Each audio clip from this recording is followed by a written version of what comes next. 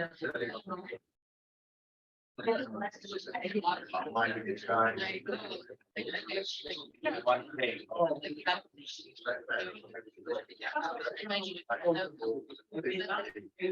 right.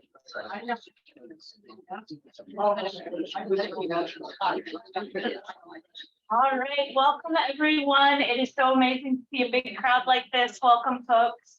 My name is Jenna. I am the collections manager here at the History Center. I send my regards from Madeline, our new education coordinator. She's feeling under the weather. Normally she'd be here greeting you all, but I have taken over instead here. So tonight we're going to hear from, as you know, John Hildebrand and Pat O'Neill as they discuss the O'Neill family farm through the generations into the present day.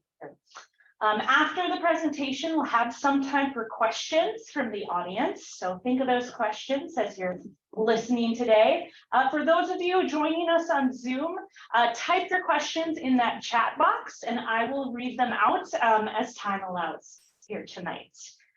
We will be recording tonight's program, so keep that in mind. We're really excited for tonight's talk, and we hope that you will continue to join us for some of our future planned events. One kind of fun one coming up really soon here is on Saturday is our Women's History Brunch. We're having it planned with Emily and Kelly from the Whining About Her Story podcast, so you can hear them talk about women's history, have some fun crafts and some brunch food, and that's this Saturday at 10 o'clock. Also in April, we're going to have Susan from Squash Blossom Farm. She's going to present her new book in April. You can find new information about these events on our website, or you can come ask me afterwards, whatever you'd like. These presentations are always free to members. So if you'd like to have a membership, you can also come talk to me afterwards. Got to do that plug, got to make the boss happy. All right, so again, thank you so much for joining us. And without further ado, let's hear from Pat and John.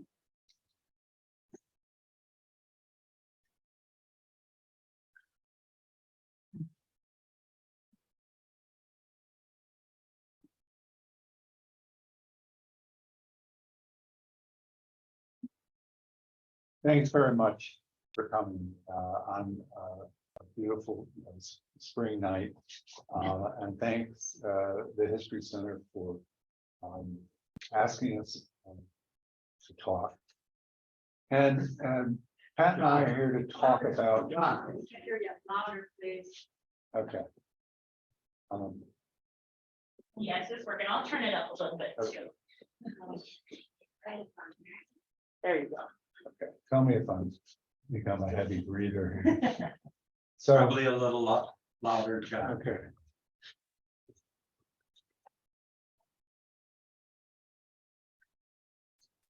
All set? How's that? No? No.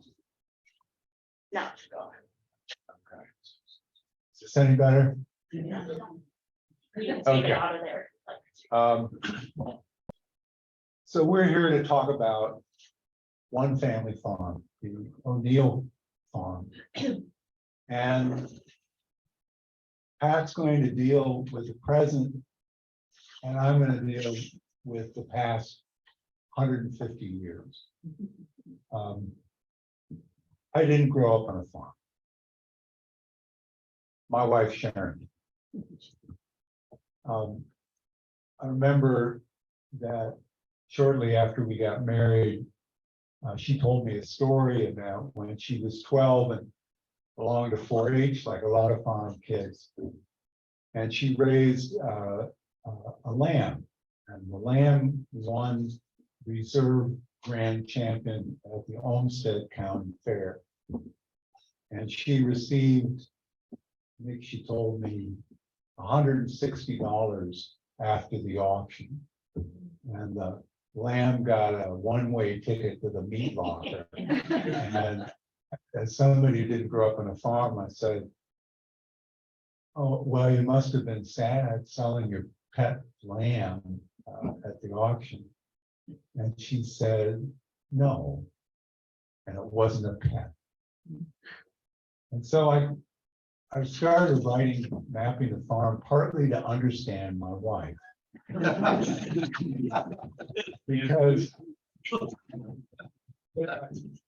the farm seemed a whole different world.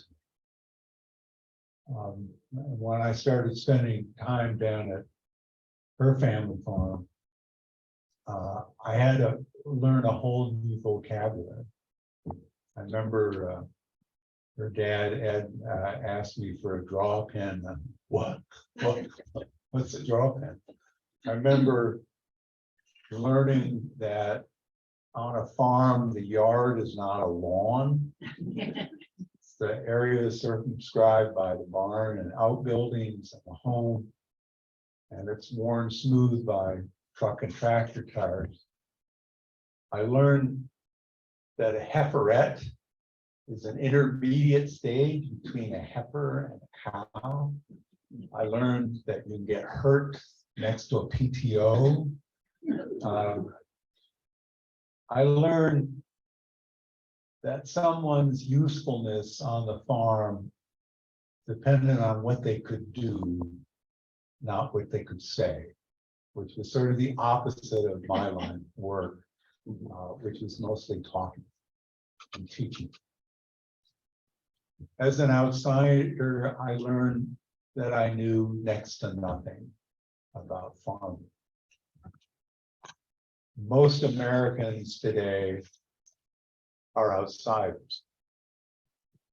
When in 1880, when the O'Neills had been here for 4 years, arriving in 1876,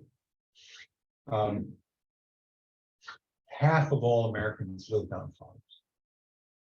And today it's around 1%. The view that most people have of farms is from 30,000 feet.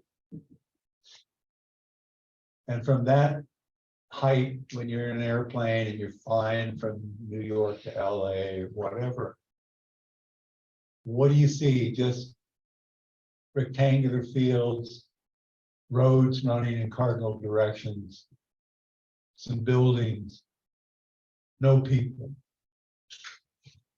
It's as if there's this land and it doesn't have any history to it at all. When you drop down in elevation, you get a hawk's eye view of one particular farm. And you see there's a house and a barn and some buildings. And if you look real closely, there's a white-haired man on a Ford tractor. And if you get to ground level, you would see 30 years ago, my father-in-law, Ed O'Neill. This is when I first started working on the book. And Ed and my brother-in-law, Steve Reduns, are moving cattle through a squeeze chute. When you look at a farm, you're really looking at people's lives and their history. And you can't understand one without understanding the other. When you fly over the Midwest in an airplane, you see remnants of the township range survey system. This was a system that was brought about by the land ordinance of 1785. And it divided the land regardless of topography, rivers, hills, into squares, square townships made up of 36 square miles each. So this grid was superimposed on the land. 2 years after the Santee Sioux had signed treaties ceding the land to the United States, their land west of the Mississippi. So in 1853, the first surveyor came to Marion Township. This is the grid that he drew in 1853. He was an 18-year-old surveyor from originally from New York State. And what he did was to, in a sense, prepare the land to be settled. I don't know if you can read it, so I'm going to read it to you. This is what he said about this township. In this township, the prairie and timber are about equally divided. Rolling surface, first-rate soil. The water is clear and clean and plenty. Timber generally oak openings. All marshes are, of course, wet. Not sure why he had to put that in. Of course, they're wet. That's why the marshes.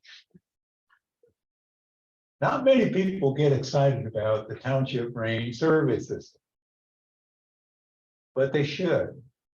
It was the brainchild of Thomas Jefferson, who envisioned that the future country would be a land of small farmers rather than city dwellers. There is no city worked into the grid system. It's a blueprint for an agrarian society that would, in theory, distribute enough land to ordinary citizens to guarantee a decent living and a personal stake in democracy. It didn't always work that way in practice. Here's the same township, 25 years later, in 1878. And the blank squares have been filled with names, lots of Irish surnames. But if you look at section 27, which is where the O'Neill farm is today, their name is not. It's owned by a fellow named Walter Breckenridge. Breckenridge was a lawyer in Rochester and a big landowner. And he bought the land from a couple in Wisconsin who never probably even saw it. They bought it on speculation. And they sold it to Breckenridge. I think they bought it in 1855. They sold it to Breckenridge for $150. And he rented it out in 1880 to this Irish couple, William and Catherine O'Neill. And it wasn't until 1899 that they scraped up enough money to buy them, put their name on. He sold it to them finally for $6,900. Not a bad profit. The story of the farm really begins with Catherine Esmond O'Neill. She was born in County Wexford, Ireland in 1834 and emigrated during the potato famine to Philadelphia, where she worked as a maid for a wealthy merchant family. She married William O'Neill, also from County Wexford, and they rented a farm outside Germantown.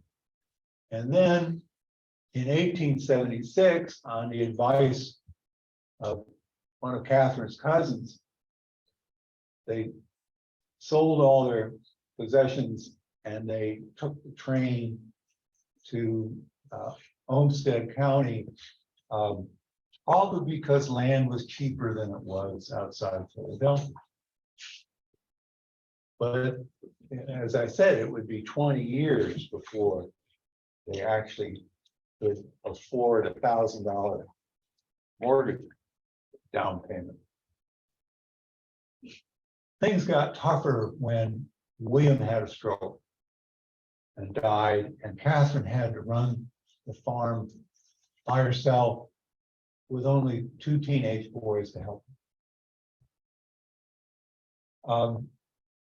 These pictures in the farmhouse for years, and it wasn't until Dennis O'Neill mentioned it and said, you know, Catherine had red hair and blue eyes, and I had never noticed. You know, it's a black and white picture, but now that you look at it, you can see it clearly. And I remember interviewing for the book Catherine's oldest grandchild and namesake, her name is Catherine, and asked her when she was in the nursing home, what was she like, your grandmother? And she said she had her own way. She did everything her own way. If she had an opinion, that was it. And I thought, well, there's a gene that runs in the family.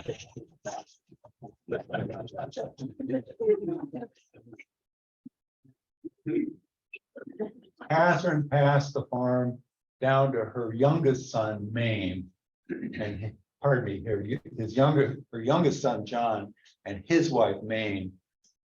This is a photo from 1915. And here's another one taken the same day in front of the barn. The girl on the horse was the grandchild I met in the nursing home, Catherine. And this is a formal photograph, even though John O'Neill is in his work clothes.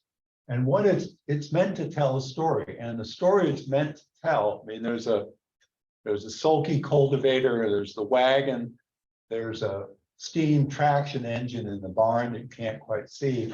But what the story is meant, it's meant to tell is, look what we've made of this place.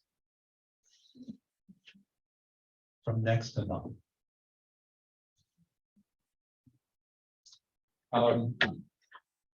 When I was working on the book,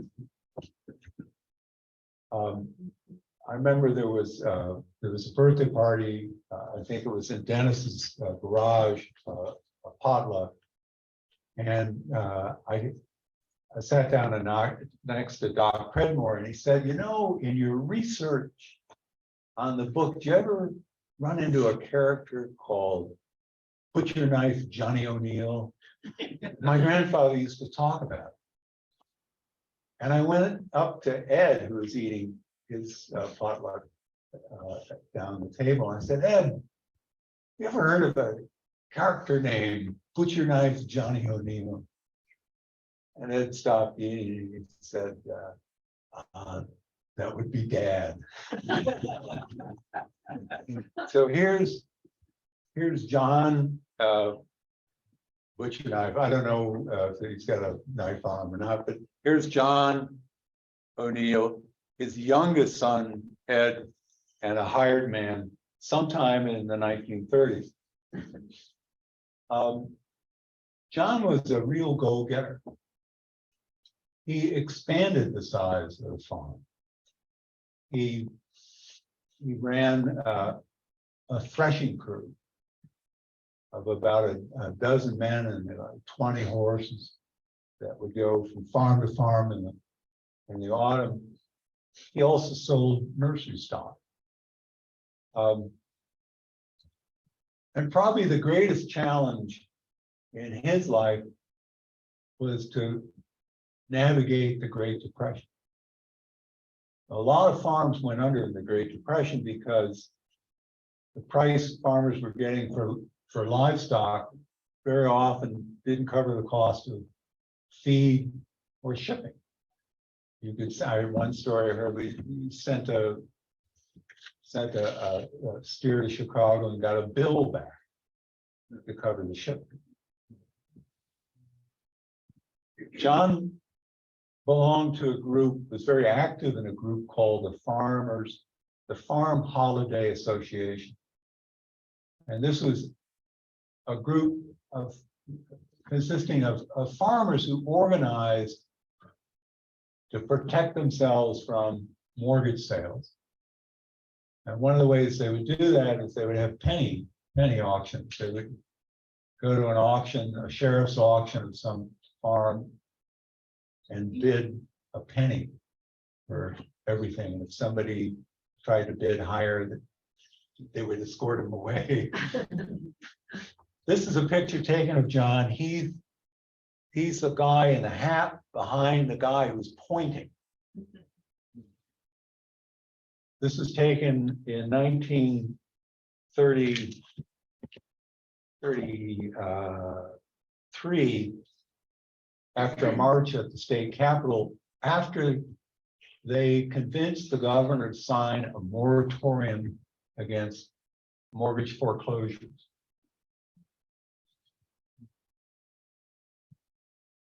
And this is Ed. He's young Ed.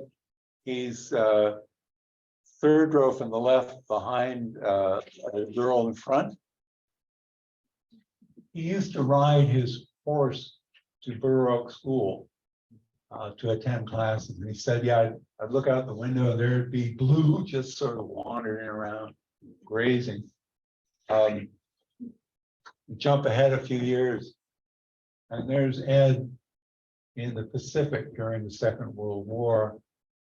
He was a fighter pilot. He flew P-38s. And I remember once we went to a cattle auction in Lanesboro, and on the drive back, we're just talking, and he said, you know, I was in on horses and I was in on planes. And I wonder how many people can say that. And not many. After the war, Ed was stationed for a while outside of Denver, and he met his future wife, Frances Brewski, and they got married. And when they got back to the farm, they commenced the baby boom. Here's phase one of the baby boom, time in the mid-50s. And here's phase two, I think the early 60s. When I think about Ed and Fran, what amazes me is how they were able to raise a large family on a pretty medium-sized farm when they were not in control of all the variables, the weather, the markets, their own health. And yet they managed to do that. They also had to deal with encroachments from outside. In the early 60s, there was Dairyland Power, which strung transmission lines across the farm. A little later in the 60s, the highway department came and they took a swath of the farm for I-90 and to widen Highway 52. And then in the 1990s, the late 1990s, City of Rochester sent a letter to Ed. I remember it arrived like the day after Christmas, saying that they may have to use eminent domain to take land from the farm because they plan to run a railroad bypass through that farm and 50 others.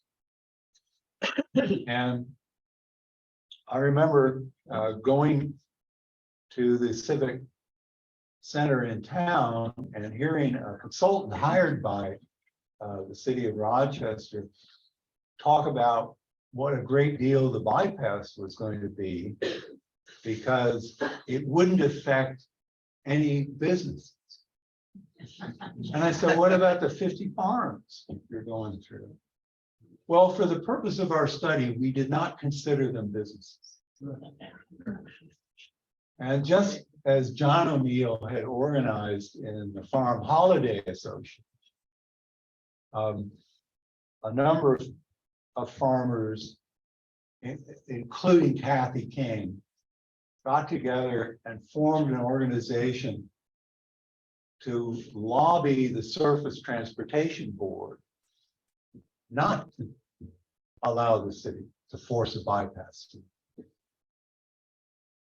And they were successful. Not necessarily because the Surface Transportation Board was worried about farms, but it turned out the terrain they were going to put the bypass on was karst topography, and they would have lost a few locomotives and sort of dropped into sinkholes. So I began talking tonight about Jefferson's vision of a nation of small farmers who had a personal stake in democracy.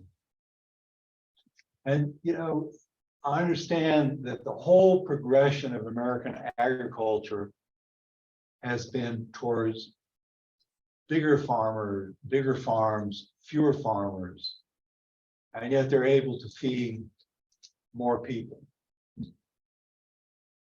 But, you know, when you look at the history of a family like the O'Neills, I think they fulfilled what Jefferson had hoped for, that people would be committed to a place, that they would be able to earn enough money to survive, and that they would be good citizens. Every generation of O'Neill has served township government. There has been an O'Neill that served the country in every military conflict from the Civil War to Iraq. And in all that time, they have managed to be good stewards of land.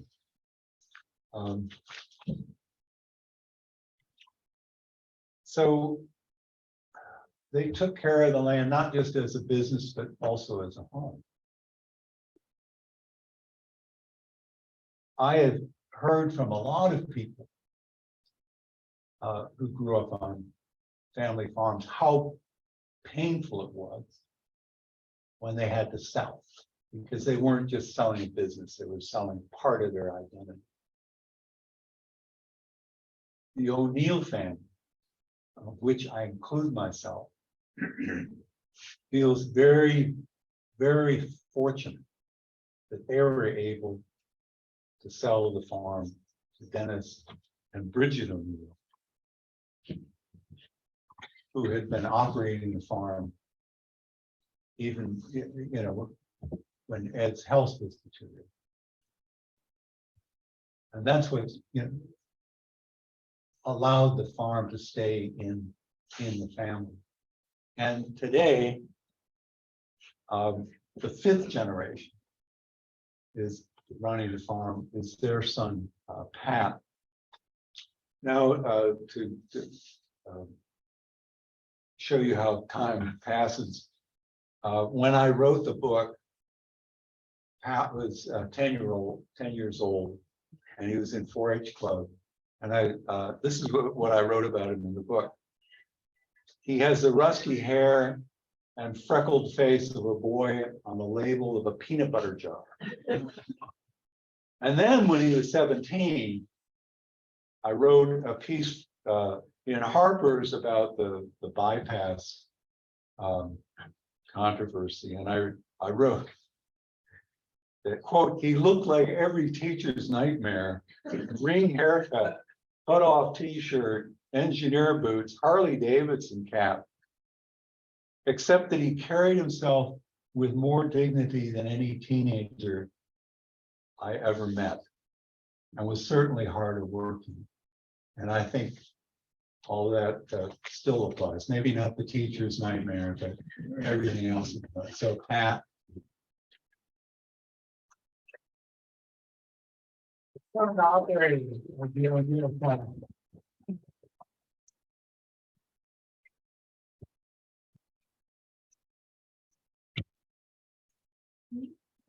Bear with me, I am not a public speaker. So, that comment John made about, working more and talking less, that applies to me. I'd rather work than talk. I got to pick up on your last note. I am still a teacher's nightmare. It's just for my kids when I stick up for them. They do not like dealing with me. I'm here tonight with the invitation of John, the History Center. I appreciate the invitation. It's an honor. Where to begin? Where we, I guess, took over after the book ended. We spent about close to 20 years renting the farm. Well, my parents did. Then we finally had the opportunity to purchase the farm. It was a huge consideration at the time. Buying land this close to Rochester is a difficult decision. So I'm happy we did. It's quite an honor to work the land. You saw the pictures of my ancestors. Fences they put in, I'm tearing out and I'm cussing them out every time. But we're putting the farm back kind of the way it used to be. We've incorporated a lot of animals that haven't been on the farm for many, many years. We got cattle, we got goats, we got chickens, we got pigs. So kind of a little funny farm anymore, but it's fun. But going back to when my parents were renting the farm from Ed and Frank, it was always fun for me just being on the farm, knowing the history of the farm, how long it's been in the family. It was always fun to have Ed come out and just check, make sure the combine's running all right and do everything that he was doing. But it was a dream come true when in 2018 when we purchased the farm. Something that put a lot of work into, kind of dreaming about back when the bypass was going through and just everything going on. You thought your dream was taken from you. So it was a good day to sign on the dotted line to acquire that. But without my parents and my father, none of that would have happened. He's really been a great teacher and a mentor for years. Growing up, it didn't seem like it, shoveling pig pens. But, there was times where you question, do I want to do this when I get older? And it came to a point when I was 17, maybe 18, that decided, like, this is what I want to do. And that was my awakening. I had an employer that said, you either choose your family or me. So I chose the family, put the keys on the desk, walked out, and I haven't looked at it since. My dad's instilled a work ethic and has been a great teacher and a great mentor. I don't know how you can explain all the aspects of farming that go into the day-to-day. I mean, you have to be a mechanic, agronomist, a veterinarian, accountant, just everything. So I know I'm kind of rambling. I'm not a talker, like I said, so bear with me. Buying the farm, we knew where the city of Rochester was at, the growth, the potential growth, and where that puts us. It is daunting some days to wake up and to go out and work land, try to improve and try to build things and try to grow the farm, knowing that there could be a day where bulldozers come in and things are gone. But I swear on my dead body that that's not going to happen in my lifetime. So, and if I do, I got a fixed spot picked out on the farm that I'd like to be buried on. Even though my girlfriend says I can't be buried there. With the growth of Rochester and then kind of with the taxes, it's getting more and more difficult to kind of cover. I shouldn't say cover, but things are getting really out of hand on the price end of things, which is why working off the farm, it's been a great benefit to help cover some of them shortfalls and stuff. But I think determination, just keep working through and keep showing up day by day, whether you want to or not some days. Well, we can look at some pictures, you know what I'm talking. But it was fun listening to John. speak on the family history of that. As far as where the farm's going, it's great to have my boys out there working and seeing them out. They'd be the sixth generation. They're out working the land. My cousin Joe out working too. He comes out helping fence and stuff. And I just take great pride in the book John wrote and being able to carry on where my ancestors have left off. Look at some balls.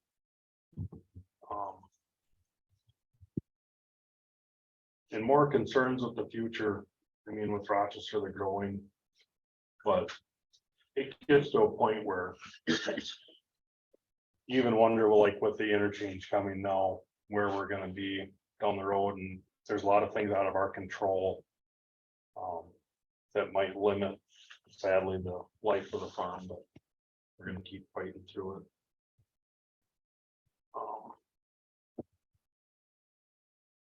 Sorry, brain blank here.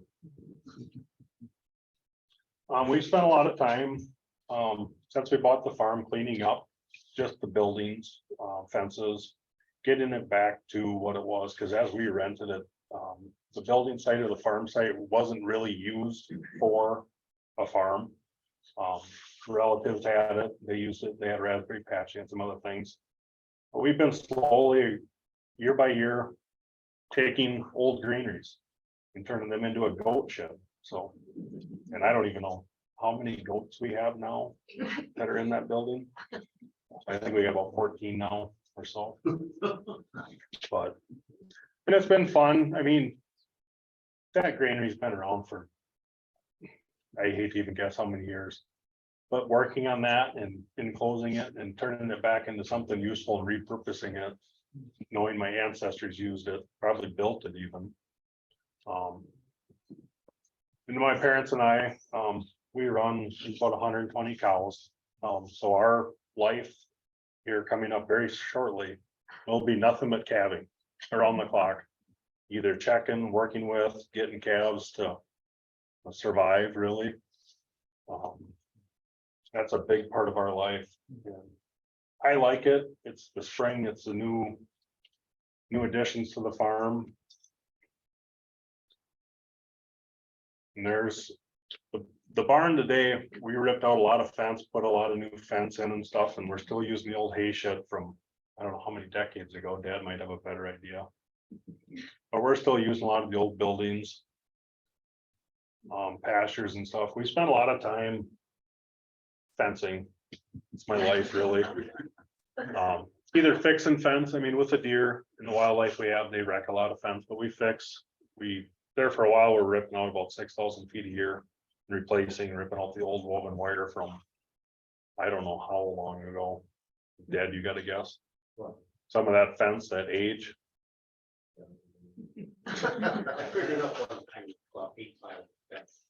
Right. But we spent a lot of time fencing, but trying to build, and then like what John brought up, how we have 90 and 52 that run kind of along the farm. Last couple of years, we've had some calls from State Patrol. We spent some time out there chasing cattle on the highway. It's not fun, never a call you want to get. But, and we've been taking some of the old corral down, kind of looks like a mess in this picture, but putting up new for loading out cattle and dropping cattle off. And just kind of updating the farm. A lot of the things they put back in 40 years ago starting to fall apart. With all the other livestock, we've also added bees. We're kind of big into self-sustaining on the farm, kind of growing our own food with the gardens, making our own honey. And with the bees, it kind of helps in the pasture with all the flowers and pollinate and kind of keep things in a good balance. So we've added a lot in the last couple of years for sure, but since we bought it in 2018. And the barn is always photogenic. I'm always taking pictures of the barn, so. But now we have more and more kids out on the farm helping. We got some equipment that is kid friendly, but they're not sucking dust and dying in the heat, so. They get to ride along and experience kind of the life of farming. And the kids, luckily when they're young, they don't have to do a lot of work. They still enjoy it. When they get to about James's age, who's 14, where he's actually at work, doesn't enjoy it so much. So, and I'm always. I'm happy I'm doing what I'm doing. I'm happy my father and mother have taught me what they've taught me, so I can do this. If I could do it full time, I would. Working off the farm, I just dread leaving the farm. But I'm always working, I'm always trying to improve the farm, and it doesn't matter how bad of a day on the farm it is. You go to bed at night, you spend the day working with your dad, you take pride in that. You're happy for that, you made memories. Doesn't matter what bad happened, it's a good day. So that cup says a lot for my aspect or my outlook, just being on the farm. So, and I take a lot of pictures, so anybody that's friends with me on Facebook knows that. So. That's all I got for slide. There was a couple pictures I wanted to comment on John's, if I can get back to that. Where is it?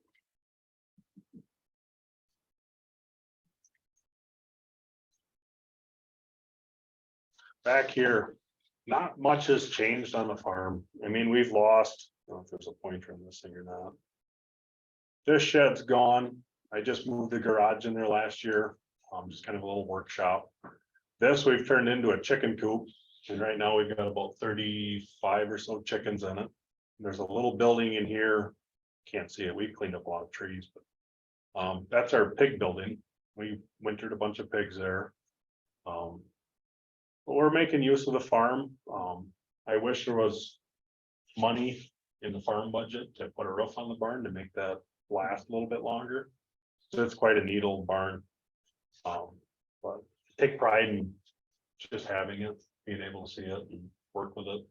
But right now it's just a big storage area. So. Another aspect, my ancestors were very smart. I don't know how many apple trees we have on that farm in varieties. They're probably so crossbred, we don't even know what they are, but it's fun being able to go out and you go out and check fence and do whatever.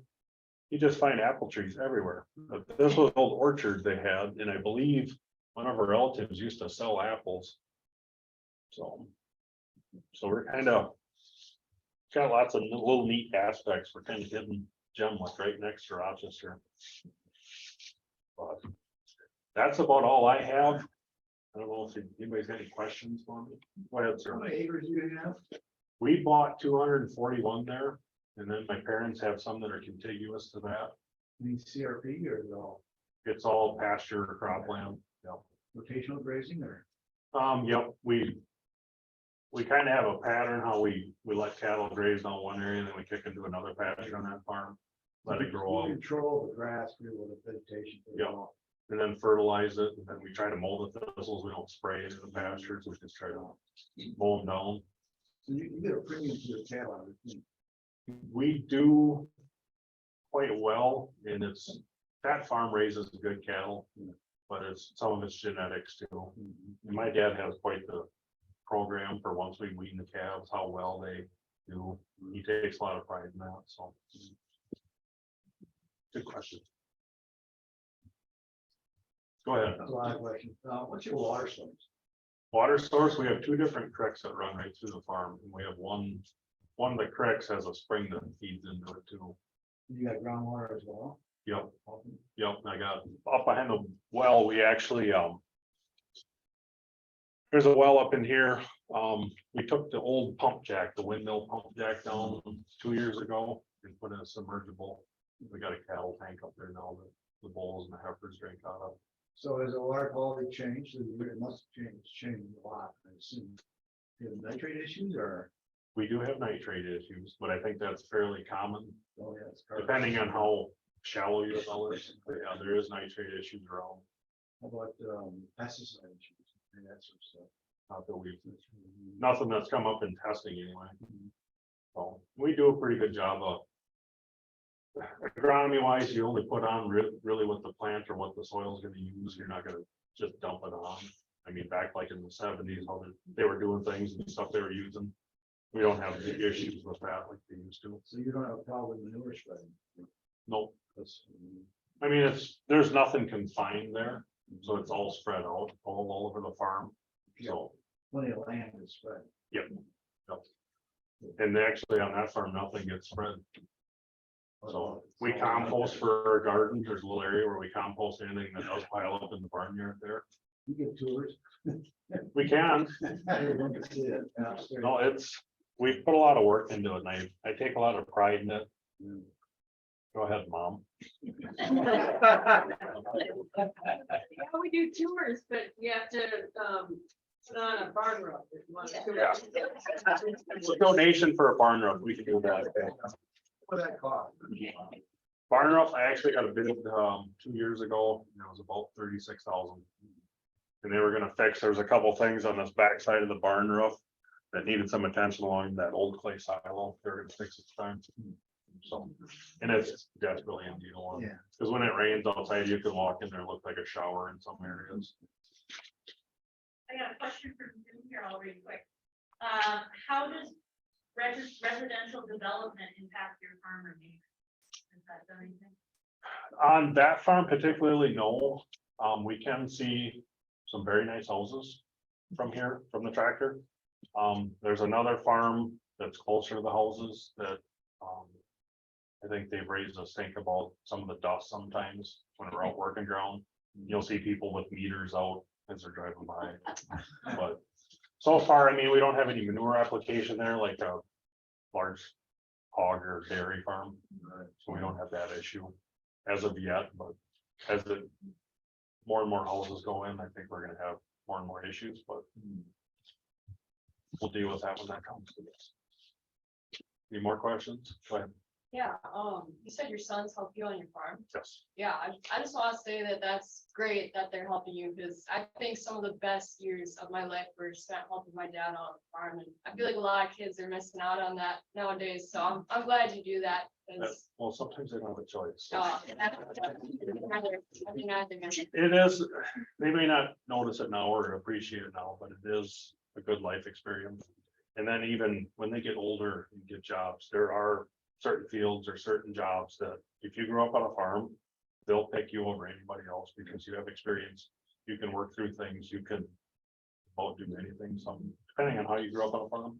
So it's a good experience, but thank you. Go ahead. You mentioned early in your portion this evening, that sounded like a development that might impact the future of your farm. It wasn't the exchange or? Exchange, no, interchange. So we have 9052 that butt two sides of us, and that is getting expanded.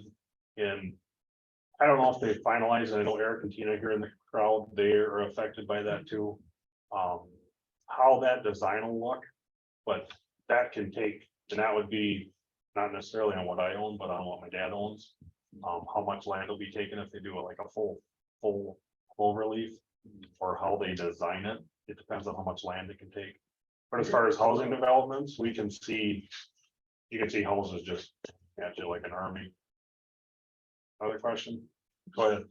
The comment, if you look at that barn roof, imagine how hard it is to shingle. And the story I was told when I was a kid was when that barn was built, my dad, Cheryl Fitzgerald, was one of only 2 or 3 people that would get up there and shingle that roof. Oh, I look at it. Not afraid of heights. And after that, he developed lockjaw and developed a step ladder. I would believe that. Also, one of the first, as I've heard the story, to be cured of lockjaw thanks to the invention of penicillin. Oh, really?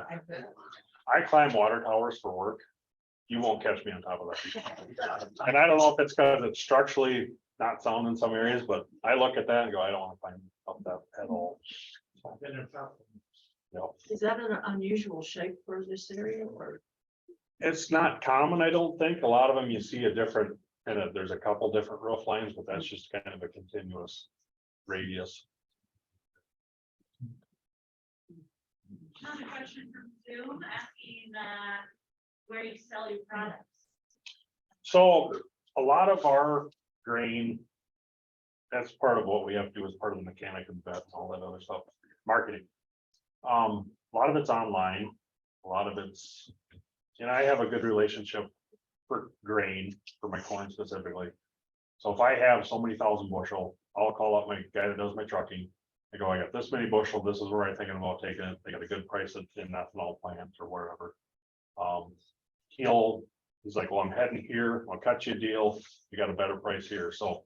Some of it we contract, we go to a lot of ethanol plants, some of it we go local to the elevators. Beans, we go local. The beef, we sell as feeder calves. And then we sell some fat cattle, which are finished. Those all go to Lanesboro sales barn. So it's all sell and then they go to packers. They're good, different feedlots all over the country. But Those goats, dairy or meat? technically they're dairy. I don't know how you would ever milk one of them things. They're kind of feral. You can't get real close to them. So they just kind of do their thing, take care of the weeds, and I know other people, like Eric, we were talking to him, he can pet his goats and he can work with them. We can't. So like when we had, one just had two little ones. We had to fight to get the thing locked up and take care of it, but she's getting better now. She's locked up. She's eating out of your hand. But the guy we got him from, he just kind of let him run. So we let him run. They literally, that gate, I don't know if you can go back here. I can't keep them contained. I do a lot of fencing. I keep a lot of animals in. Goats I cannot. So this gate that goes into their pen, their little home, because they can crawl in the one door. We just leave it open. Because they get out and then they can't get back in. So then Steve will call, I'll be at work and the neighbor Steve will, and these goats are out. I'm like, yeah, they're always out. But we just let them go, but they do a good job. It's a whole wooded area back up here than these old ponds, and they do a good job cleaning up the weeds and keeping things down. We learned the hard way about not planting apple and pear trees. Eat them. Well, Patrick, if you need 3 more goats, I have some. Does your husband know But that? they're, yes, but they're, you can pet them. I They know. like the little one, his name is Haji. He likes to crawl on my back when I go in there thing and bend over, he'll go on my back. Oh my God. Yours are a lot friendlier than ours. Points them every day. So, questions? Are there other crops you start to think about trying? Yeah, I mean, Fish pond, you didn't see a pond. no, they're ponds that they just collect the runoff and Oh, okay. evaporate. And so they don't hold water all the time. But our ancestor did, one of them is full of frogs all the time, but they just kind of hold the water runoff for most of the farm when it does rain, but. Different crops and stuff, we go with the traditional corn, soybeans and hay, and the hay for just feeding the cattle. But starting to look into with all the new technology and there's all kinds of information out there now. Different cover crops and stuff that you can plant with your corn, like if we do chopping a corn section, you can plant oats behind it, then the cattle can eat that, or it's better nutrients for the soil or. So we would try oats. Commodity crop. We don't have, we used to, when I was a kid, we used to have a combine that was capable of doing small grains, and that's just not as common anymore. And then even to find guys to custom hire to do that, to come in, combine your oats, they're getting fewer and fewer too. So it's just kind of, unless you go out and buy the equipment, which is really expensive, it's just not cost prohibitive to do. I mean, when you're just trying to get by and survive, to go out and buy equipment just for, I mean, the money return is not there. Could you tell them what, like a standard tractor, maybe 100 horsepower, whatever, or combine costs, plus the heads, because there's some non-ag people in here that might be shocked that something you have to spend $500,000 on, or Yeah. a month's use for that.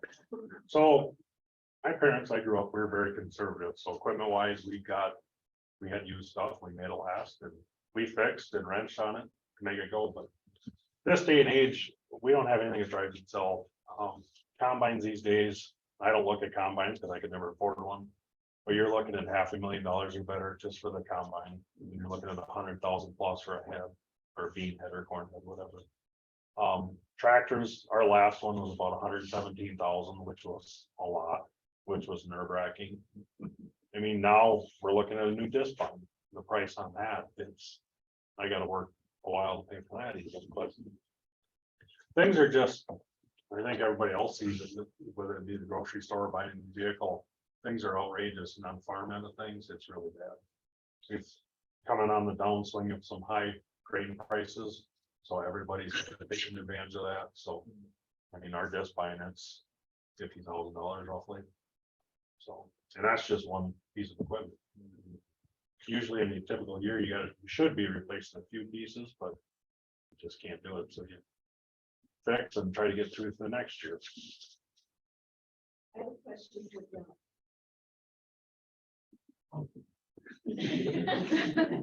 Hiding back there. John, when you were doing your research, and you talked about the farm and then you'll supply this. So, yeah, I'm not exactly sure. I think it's like 230.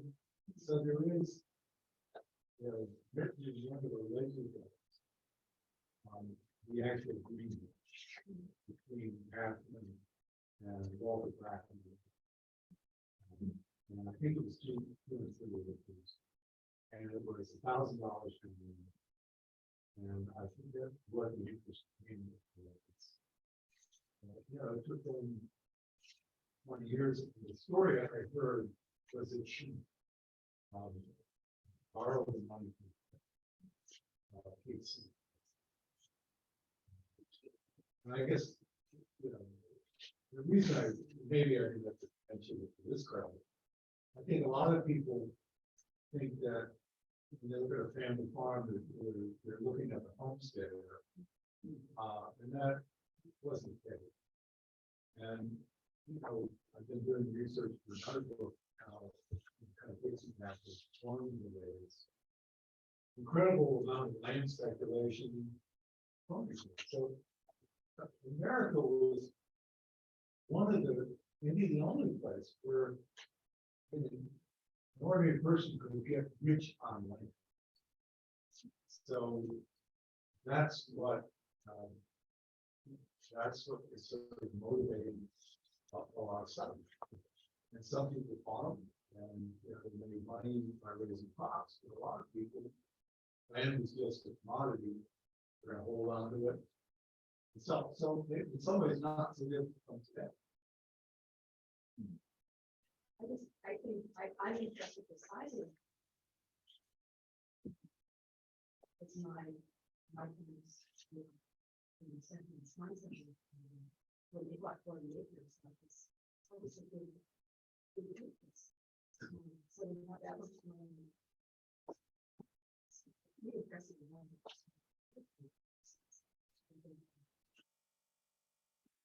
The one thing that struck me when I was writing the book, that I was thinking, and my father-in-law was such a big part, to me, the central part,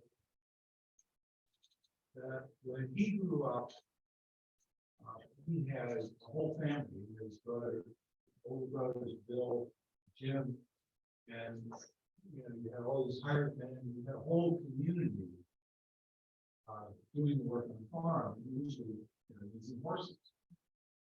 What happened primarily after the war was when increased mechanization. So now you've got all of this falls on one or two individuals. And these extremely expensive machines that, I think that's, it struck me the biggest difference between then and now is how much pressure and responsibility falls on you. You mentioned that you work outside of the farm too. In 2023, is it feasible for a farmer to raise a family strictly on 240 acres? Absolutely not. Right. No, I mean, just the You have a outside. full-time job outside of the farm as well. So yeah, I worked for the city of Rochester, working split shift, odd shifts, whatever, but not a lot of sleep. It's part of living the dream, so. But yeah, I don't think, and we live pretty simple, because we got bills to pay and stuff. And most of mine revolve around the farm, but just the grocery bill. I mean, I'm glad we have a garden and can and do, you know, a lot of the self-sufficient things, because we have 8 of us in our house. And I don't know how, 240 acres is a lot of land, don't realize that you're kind of losing money. Yeah, you might get a couple $1,000 for a cow, but one piece of equipment at $100,000 doesn't. right, you need thousands and thousands of acres, that even in a good year, it'd be tough, I think. I don't know how some people do it. I know what my finances are, and it's pretty tight, pretty conservative, so. Good question, but yeah, I'm gonna keep working until corn prices really get high. You had a question? Yes, have you ever considered joint purchasing with other local farmers, some of this expensive equipment and sharing the use of it? We do, there are some things that, my father's, bought with neighbors or whatever else over the years, and it does work, but when you get into the bigger ticket items, depending on what your neighbors are farming, like, you know, we're looking at hay equipment, not all of our neighbors do hay, and everybody's got a little bit different. Even combines, I don't know how, you know, something goes wrong on your farm on a $500,000 piece of equipment, who's gonna pay for that? You know, is it general wear and tear maintenance? But I think it would just be a headache to a point, but there are some neighbors that do that. With combining in the fall, you know, if you've got Ed next door that needs a combine, rain's coming in, you can't wait for, you know, Ed or Joe down the road or whatever. You've got to get in, get the top out while you can, because fighting weather, and, you know, other issues. And we run ours, Sharing equipment doesn't help. so yeah, it's a limited window, and then I rent a farm. I rent more land. My dad's got more land other than just this farm. So with our, just let's, for instance, our combine, sharing that wouldn't work. And like with our neighbor, they run theirs just as much as ours, and it's, you're running from it when it's go time, when the crops are ready, when they're mature, it can start getting harvested. Till snow flies, you're in that equipment. There's no really downtime, and we're running long days. So, good question. Anything else? Sure. Maybe one of the things with the equipment, but there are certain industries that have spun up in the last decade or two that seem to be a real opportunity. For example, small grains, the brewing industry, one of the hops or the grains, or grains from a certain way, and barley and stuff.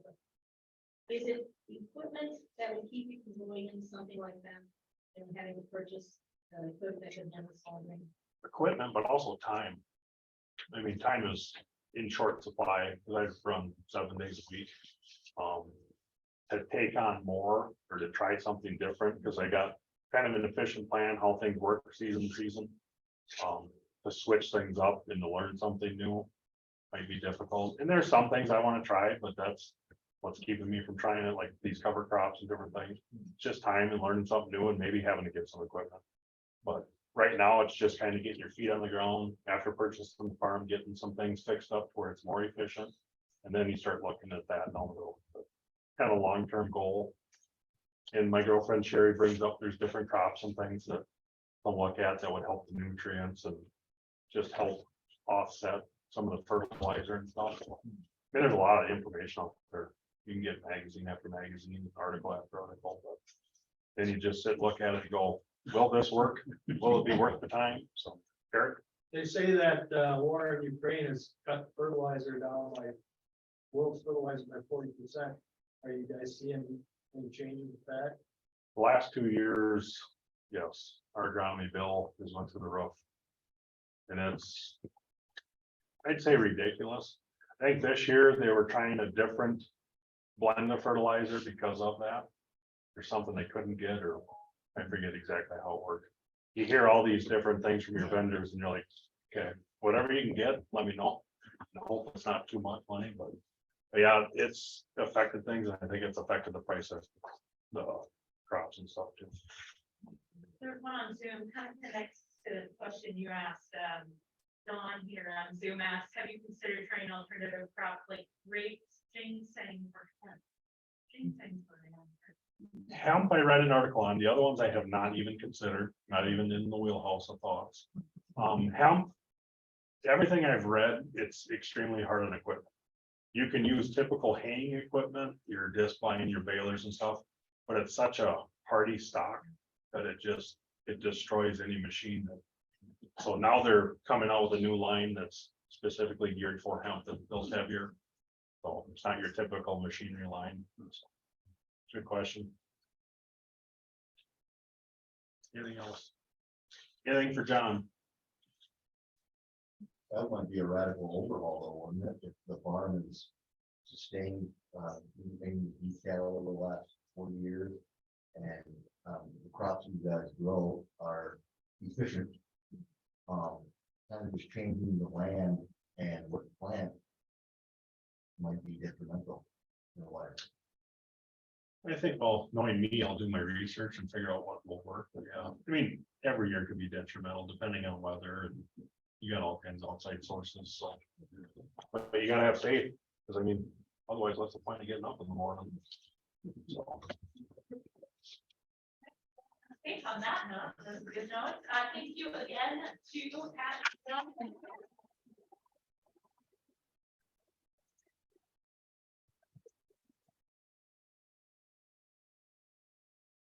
Around chat, you have the scale of your shop, if you don't have the copy already. And I don't know, John, maybe you want to decide. Thanks, yeah, for joining us. thank you guys.